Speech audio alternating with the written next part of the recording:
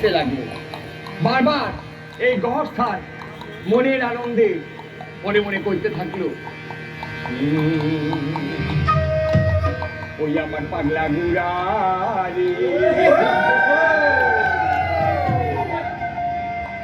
ওই মানুষ কই লইয়া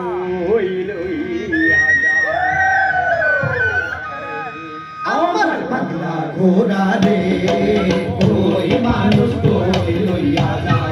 আমার পাগলা ঘোড়া রে, ওই মানুষ কই লইয়া যাও। পাকে দিশো বাড়ি লাগে আরো লাগে চুন, বসিয়া বসিয়া বলে পিড়িতে রাখুন।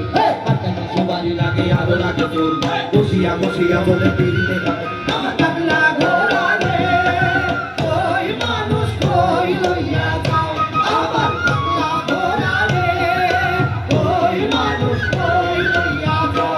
আমার পাগলা ঘোড়া রে, ওই মানুষ কই লইয়া যাও। এমন করিয়াই এই মনের ঘোড়ায় চড়িয়া এই গহস্থান হেল সোমেশ্বরী নদীর পারে এই ফেসবুকের বন্ধু নরকদানের সাথে দেখা। এই গহস্থান জানে বাংলার এই কিশোরীরা, বাংলার এই নারীরা একটু সম্মান, একটু ভালোবাসা, একটু শ্রদ্ধা দিলেই তারা খুশি। সোনা মুক্তা হীরা মণি মহরত কোন নারীর মন ভুলাইতে পারে না। প্রতিটা নারী চায় তার যোগ্য সম্মান। আমার বাংলার এই কমলমতী নারীরা একটুকু ভালোবাসা চায়, একটুকু শ্রদ্ধা চায়। এই গহস্থান এই বিষয়টা জানতো। গহস্থান আইসা সোমেশ্বরী নদীর পারে যখন এই কিশোরীর সাথে দেখা হইল, সে এই কিশোরী মন ভুলানোর চেষ্টা করল। এই কিশোরীর চোখের পানে চাইয়া চাইয়া তার রূপের বন্ধনা করতে লাগলো। কিশোরীর দিকে চাইয়া চাইয়া এই গহস্থান তখন কইতে লাগলো,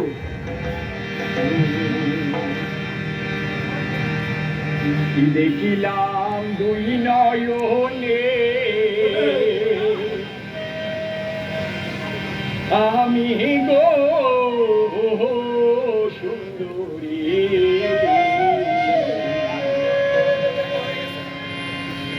এতদিন তো হইয়াছিলা লুকাই, কি দেখিলাম তুই নয়নে আমি গো সুন্দরী, এতদিন তুই আসিলা লুকাইয়া। কি দেখিলাম তুই নয়নে আমি গো সুন্দরী, এতদিন তুই আসিলা লুকাইয়া।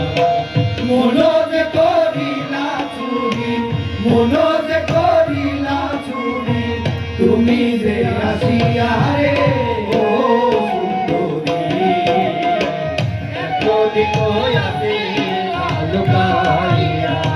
কি দেখিলাম তুই নয়নে আমি গো সুন্দরী, এতদিন তুই আসিলা, এতদিন তুই আসিলা লুকাইয়া, এতদিন তুই আসিলা লুকাইয়া। এই কিশোরী নরকদানের তার এই বন্ধুর মুখে এই কথা শোনার পর তার কাছে মনে হইল এই 16 বছরের জীবনে বুঝি একখানা খাঁটি কৃষ্ণের দেখা পাইলাম, একখানা খাঁটি বন্ধুর দেখা পাইলাম, যে আমার এত ভালোবাসে, এত সম্মান দেয়। এই নরকদান সে যেন প্রেমের সাগরে ভাসতে থাকে। একটু পরেই এই ফেসবুক বন্ধু গহস্থান এই নরকদানের প্রস্তাব করলো, সোমেশ্বরী নদীর ওই পারে আছে হিজলবন জঙ্গল, সেই জঙ্গলে ঘুরতে যাওয়ার জন্য। সেই জঙ্গলে এই নরকদান গহস্থানের কথা শুই না সোমেশ্বরী নদী পার হইয়া গেল ঘুরতে।